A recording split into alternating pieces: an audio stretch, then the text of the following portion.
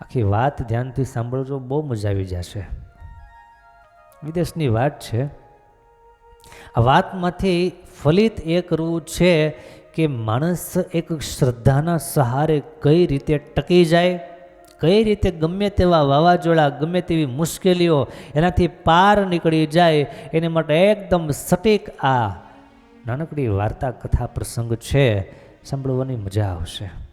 34 વર્ષનો એક યુવાન, જીવનમાં થોડા 2 પૈસા કમાયેલો, પણ એક નિર્ણય એવો ખોટો લેવાઈ ગયો, પરિણામે આખો ધંધો એનો ફેલ થઈ ગયો અને માણસ પૈસામાં કરજમાં ડૂબી ગયો. એટલું બધું માથે દેવું થઈ ગયું. એમના મિત્રો પાસેથી ઉછીના લીધેલા એને પાછા આપી શકે એવી પોઝિશન નહીં, કોઈની સામે આંખ ન મિલાવી શકે. જાટવાન માણસ કોઈનું દેણું માથે હોય તો એ ગર્વથી ફૂલાઈને ન ચાલતો હોય, એના મનમાં રંજ રહેતો હોય કે મારે કંઈક ખૂટે છે, મારે કોકને આપવાના છે. આપવાની દાનત તો એને માટેની વાત છે. વિચાર કર્યો કે કર્જ હમણાં મારાથી ચૂકવાય એમ છે નહીં, અને શહેર છોડીને માણસ ભાગી ગયો. અને આ રસ્તો પણ એકવાર સારો છે. તમને કોઈ રસ્તો ન દેખાતો હોય, મરવાના સંકલ્પ નહીં કરતા, થોડા સમય માટે, થોડા દિવસ માટે શેર ફેરવી નાખજો, પણ મન નહીં ફેરવતા. જેનું કર્જ તમારી માથે છે, જેનું ઋણ તમારી માથે છે ને, ભૂલતા નહીં. એને ચૂકવવાનું તો છે જ, પણ થોડો સમય કાળ મંડાણ માંડતો હોય એ સમયે થોડાક જો બહાર નીકળી જઈએ તો બચવાના ચાન્સ ઘણા બધા વધી જાય છે.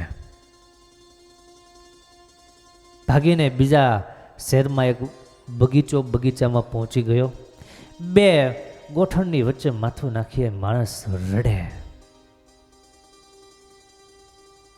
એટલો બધો મૂંઝાયેલો માણસ, એટલો બધો તકલીફમાં 2 ગોઠણની વચ્ચે માથું નાખી અને હિપકા ભરતા ભરતા રડે છે. અને એ જ સમયે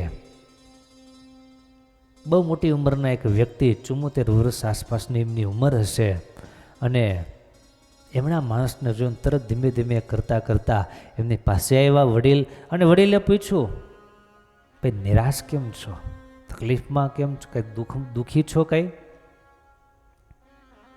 પેલા એની સામે નજર કરી. સાવ જાણો માણસ છે, પણ સામેથી કોઈ આવી રીતે માથે હાથ ફેરવી વહાલથી પૂછે છે એટલે આનાથી રહેવાનું નહીં.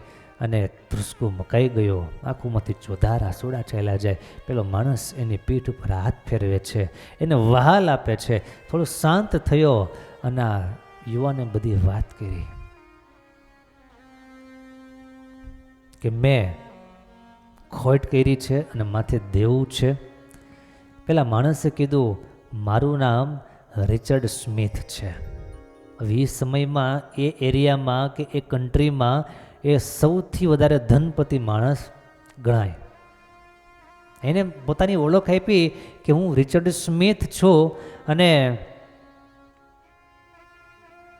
તારી વાત મેં સાંભળી, તારી ઉપર કર્જ છે, દેવું છે, પણ ચિંતા કરમાં. એમ કરી અને પોતાના ખિસ્સામાં હાથ નાખ્યો. હાથ નાખી અને કાગળ કાઢ્યો અને કહે છે, બોલ તારું દેવું કેટલું છે, તારી માથે કર્જ કેટલું છે, બોલ. પહેલાં એ રકમ આપી સમથિંગ કે 10,000 રૂપિયા કે $10,000 મારું એટલું દેવું છે. એટલે આણે કીધું, $40,000 તને ચેક આપું છું, લે 4 ગણા તને વધારે આપું છું, એમ કહી અને કાગળને ગળી વાળી દીધી અને દબાવીને અને કીધું કે લે આ ચેક, પણ એક મારી શરત છે. શું? આ ચેકને તું અત્યારે ખોલતો નહીં, આ ચેકને તું કાલે પણ ખોલતો નહીં, તું એક પ્રયાસ કરી લે.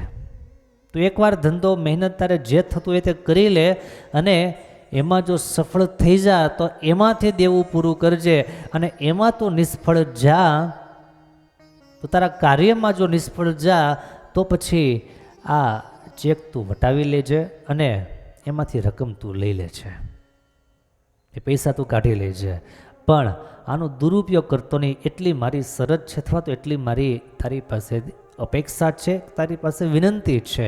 પેલો માણસ કે છે હું તમારા વિશ્વાસને તૂટવા નહીં દઉં, હું પૂરેપૂરી મહેનત કરીશ, કોશિશ કરીશ, આ ચેકની જરૂર ન પડે વાપરવાની, હું એવો પ્રયાસ કરીશ. Very good. છૂટા પડ્યા.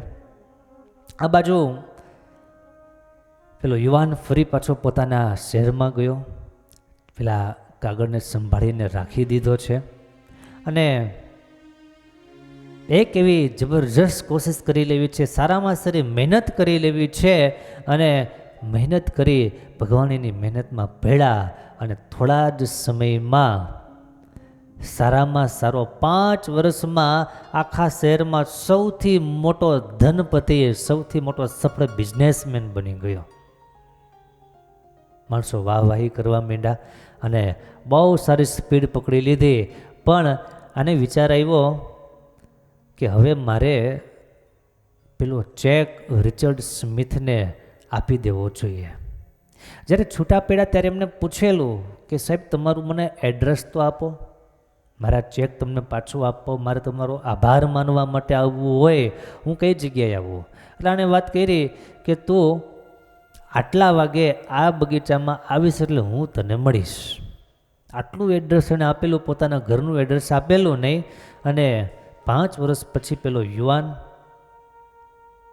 રિચર્ડ સ્મિથને મળવા માટે અને એનો ચેક એને પાછો આપવા માટે જાય. બગીચામાં જે જગ્યાએ રિચર્ડ સ્મિથ એને મળેલા એ જગ્યા ઉપર જ ભાઈ જઈને બેઠો. પણ બાજુમાં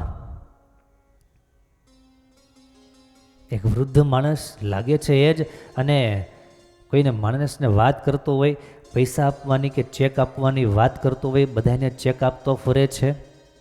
એમાં બરાબર 4 માણસો દોડતા દોડતા આવ્યા અને દોડી અને પેલા વૃદ્ધને પકડી લીધા. જબરજસ્ત થોડી ખેંચતાણ થઈ અને પેલો વ્યક્તિ પણ એનાથી છોડાવવા પ્રયાસ કરે છે. પેલા 4 માણસો એમને પકડી લેવાનો પ્રયાસ કરે છે અને તરત જ આ યુવાન એમની પાસે ગયો, ભલા આને તમે પકડી કેમ લ્યો છો? આ રિચર્ડ સ્મિથ, અને આના ઉપર તમે અત્યાચાર કેમ કરો? આને શું ગુનો કર્યો છે? એટલે પેલા 4એ કીધું કોણ રિચર્ડ સ્મિથ છે? તમે પકડો છે એ કાંઈ કોઈ રિચર્ડ સ્મિથ છે નહીં, કોઈ કંઈ રીચ પર્સન છે નહીં, એ પાગલ માણસ છે. એ દરરોજ હોસ્પિટલથી દર્દીઓ હોય એના નામ લખવાની જે ડાયરી હોય એ ડાયરી લઈને ભાગે છે અને અહીંયા બધા એને ચેક આપતો ફરે છે.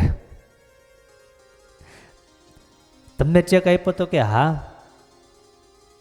એ ચેક ક્યાં? મારા ખિસ્સામાં છે, કાઢો. એટલે એને કાઢ્યો, એને પહેલી વાર ખોલ્યો અને જ્યાં એમને કાગળ ઓપન કર્યો અને ત્યારે વાત એની સાચી પડી. કોઈ ચેક નહોતો, એ માત્ર ચબરખી હતી. પણ આને કીધું છે એની ચબરખીમાં પણ એટલી તાકાત છે કે આજથી 5 વર્ષ પહેલાં હું મરવા નીકળેલો માણસ, પણ આ વ્યક્તિએ મને ભરોસો આપેલો, મને હિંમત આપેલી, અને એ હિંમત આપેલી એક નકામો એક વધારાનો કાગળ એના ભરોસે હું જીવન ટકાવી ગયો. તો આ માણસ કોઈ સામાન્ય ન કહી શકાય ને પાગલ ન કહી શકાય. બસ આને માત્ર થોડા પ્રેમની ને થોડા સ્નેહની જરૂર છે. તો આને હું મારી સાથે લઈ જઈ શકું? બિલકુલ. કારણ કે 20 વર્ષથી અમારે પાગલખાનામાં એ પડ્યો છે, પણ અમને વારે વારે હેરાન પરેશાન આવી રીતના તંગ કરે છે. સારું, હવે તમને તંગ નહીં કરે, હું મારી સાથે લઈ જાઉં છું. એમ કરી અને એ વૃદ્ધ વ્યક્તિને આ યુવાન પોતાની સાથે લઈ જાય છે અને બહુ મોટા બિઝનેસમેન તરીકે ખ્યાતિ ધરાવનારા યુવાન એને બહુ સ્નેહ આપી એની માનસિક સંતુલન જે બગડેલું હોય એને સરસ ઠીક કરી આપે છે, સાથે રાખે છે અને એનું પણ સંતુલન સારું થઈ જાય, આનું સંતુલન પણ સારું થઈ જાય છે. વાત માત્ર એટલી છે હરિભક્તો कि कोशिश करने वालों की कभी हार नहीं होती, पता नहीं किस रूप में आकर नारायण मिल जाएगा. કયા રૂપમાં ભગવાન આવી જાય એ આપણને ખબર પડતી નથી. ભગવાન આવી જાય એ વાત કન્ફર્મ છે, વાત પાકી છે. માટે ક્યારેક એવા દિવસો, ક્યારેક એવો સમય હોય, ક્યારેક એવો માણસ આપણને હસતા હસતા પણ કંઈક વાત કરી લેતો હોય, ત્યારે સમજવાનું કે ભગવાન એક કોઈ રૂપે આવીને આપણી ધીરજ બંધાવતા જાય છે. એ ભગવાનના ચરણોમાં વંદન કરી અને થોડી ધીરજ રાખીને પણ જો કામ કરી લઈએ તો કામ બહુ મોટું થઈ જાય. માત્ર કાગળિયો હતો, માત્ર ચબરખી હતી, પણ પોતાની કામ કરવાની ધગશ, પોતાના પુરુષાર્થ કરવાની તૈયારી અને દ્રઢ મનોબળ એને લઈ અને એક વખતનો મરવા નીકળેલો માણસ એ કેટલાયને તારી જાય, કેટલાયને કામકાજ આપી જાય, કેટલાની રોજીરોટીનું કારણ બની જાય. એનું કારણ છે કોક એવું ધીરજ આપનાર છે. આ સત્સંગ, કથા વાર્તા, ભગવાનના સંતો, પ્રવચનો એ આપણને કંઈક સારું શીખવી જાય છે, કંઈક સારું આપણને જીવનમાં પાથેય પૂરું પાડી જાય છે. માટે સત્સંગ એ વેસ્ટ ઓફ ટાઈમ નથી, સત્સંગ એ વેસ્ટ ઓફ મની નથી, સત્સંગ એ ઇન્વેસ્ટ ઓફ ટાઈમ છે, સત્સંગ એ ઇન્વેસ્ટ ઓફ ફેથ છે. આપણો વિશ્વાસ આપણે ક્યાંક ઇન્વેસ્ટ કરીએ છીએ, લગાવીએ છીએ, એનું પરિણામ આપણને બહુ સારું મળે છે. થોડી ધીરજ અને થોડી પુરુષાર્થ કરવાની ધગશ, આ બે જેના જીવનમાં આવે, ભગવાન એમની સાથે ભળે છે અને એના લક્ષ્યને પાર કરવા માટે પરમાત્મા સદૈવને માટે તત્પર રહે છે.